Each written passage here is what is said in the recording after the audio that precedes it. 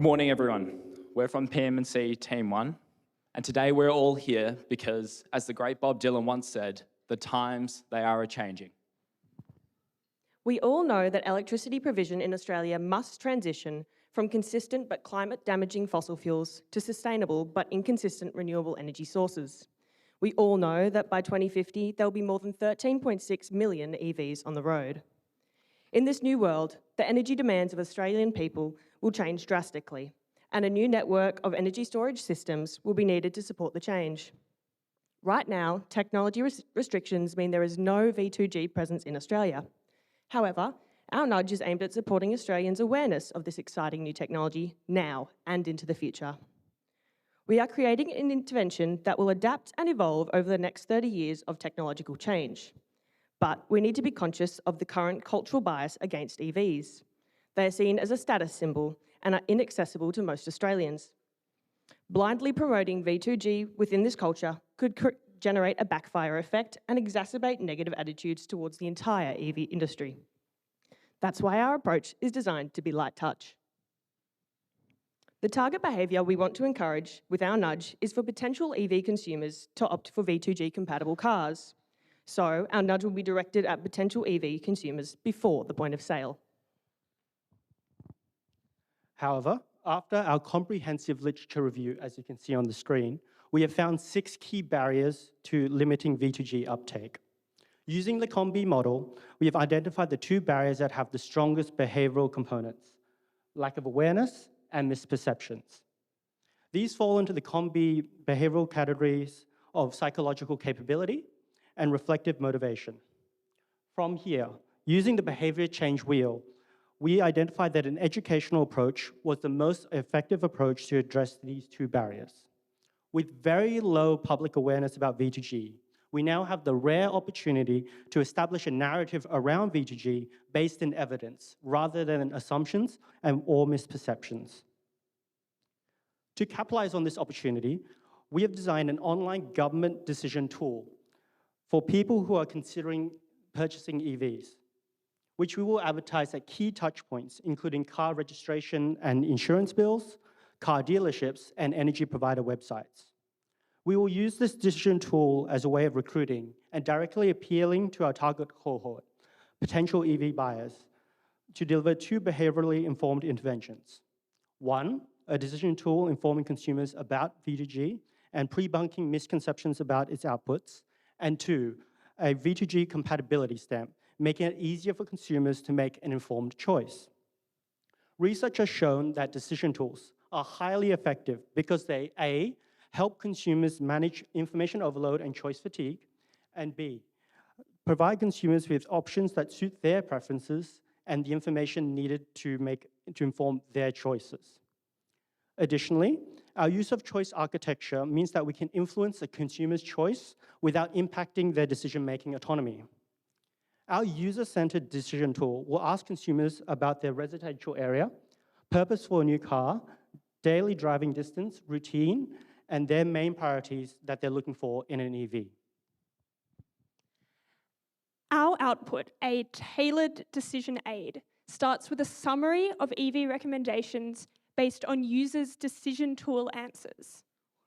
We then introduce V2G by focusing on the benefits to the consumer, introducing a V2G compatibility stamp, and providing a link for more information. We frame V2G as a way forward in the future, recognising that it may not be available at this point in time. We phrase consumer benefits to be person-centred, how you are better off and how you can contribute to net zero. We pre-bunk common misconceptions about V2G and link to further information on government websites. These include financial and environmental benefits, the driving range, battery life, flexibility, and convenience elements. We address these as priorities rather than concerns. We want consumers who click through to be predisposed to engage with the information rather than jump to conclusions. This will help consumers to make a fully informed choice on whether or not to purchase a V2G compatible EV. At the bottom of the decision aid, we present a list of cars that meet the user's preferences. According to the anchoring and salience biases, people place more emphasis on the first piece of information that they receive and focus on more prominent information. Our decision aid will list V2G compatible cars first and identify them with an eye-catching compatibility stamp. This decision tool and information is dynamic. It can be adapted and updated as the technological landscape and V2G systems transform over time. Our intervention design is informed by the EAST framework. To encourage a behaviour, we want to make it easy, attractive, social, and timely. Decision tools make a behaviour easy. We reduce the effort required to become informed and prevent choice fatigue by only presenting options that align with the consumer's stated preferences and stated behavioural patterns. By introducing a V2G compatibility stamp, we make it easier to choose a vehicle. We also make it more attractive. The stamp highlights that V2G compatibility is a desirable quality and signals a better value product. We've designed the EV decision tool to be timely. It targets our cohort early at a key decision-making point before the point of purchase. V2G contracts don't suit everyone. People need predictable schedules, flexibility, and need to be willing to drive without a fully charged battery.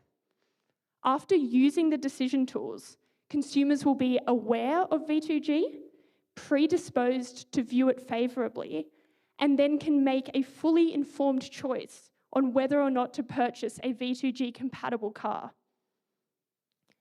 Existing literature supports a decision tool as a successful way of influencing behaviour, but we can't assume this to all contexts. We will test the impact of V2G information and pre-bunking using an RCT in a 1-month trial, randomising users to 3 different interventions. Our control group, where we present no V2G information in the decision tool output.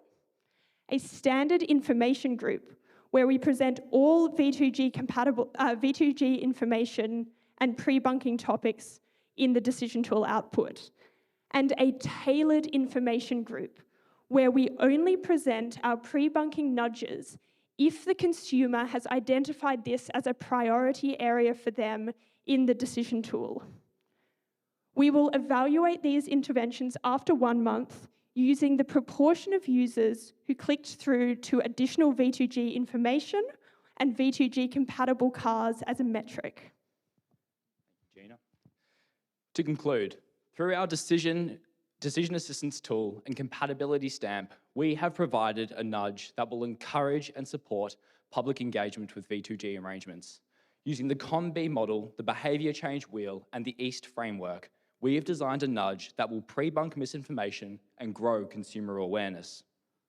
More importantly, our intervention is ready to use now and can be scaled as V2G technology becomes more available.